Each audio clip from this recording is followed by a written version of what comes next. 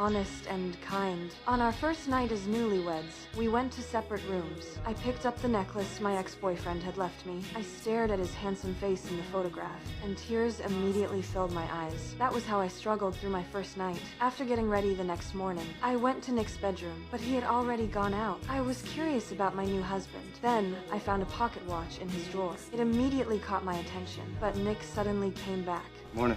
I can't believe I slept so late. I told him I wanted to borrow his car. I wanted to visit town, and I needed to call home to let my family know I was safe. But Nick only had a large cargo truck. He was worried I could not drive it, so he offered to take me himself. We soon arrived in town. After taking me to the phone booth, Nick turned and walked into the library. He carefully picked out several books on raising children. He was already looking forward to our future together. Meanwhile, I was confiding in my sister. Is there any word from Etsy? Nick treated me with care and kindness, but I still could not get my ex-boyfriend out of my mind, and he had completely disappeared. On the way home, Nick offered to teach me how to drive the truck. Once I took the wheel, I realized it was much harder to handle than I had expected. I followed Nick's instructions, and I finally learned how to drive that old thing. Afterward, Nick introduced me to his friends and family. He truly wanted me to become part of his family, but I kept lying to him. Whenever I went into town, I said I was writing to my sister, but those letters were actually for my ex-boyfriend. One warm and sunny afternoon, Nick took me to the lake.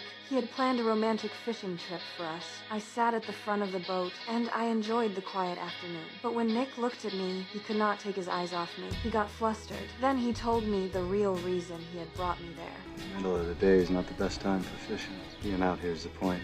His sudden confession caught me off guard. To ease the tension, I casually mentioned that I liked swimming. I had no idea Nick would remember those words. After that, I often sat outside reading. Whenever I got bored, I put on my red heels. Then, I walked through the fields. Not long after that, Nick took me for a prenatal checkup. The report showed I was 4 months pregnant, but Nick and I had only been married for 1 month. That obvious gap made me deeply worried. I knew that once the baby was born, everyone would make a fool of Nick. People will know the baby's early. What will they think then?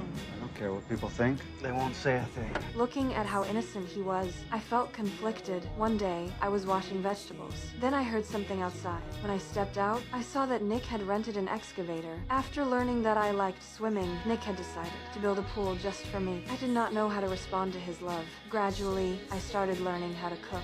I was not very skilled, but I took great care with every step. Nick watched me concentrate. For a moment, he wanted to hold me, but in the end, he shyly walked away. Then I served him an omelet. But after taking one bite, Nick frowned. It was far too spicy. That evening, Nick took me to his sister's birthday party. Under the moonlight, we began to learn more about each other. I asked why he was content with his life, instead of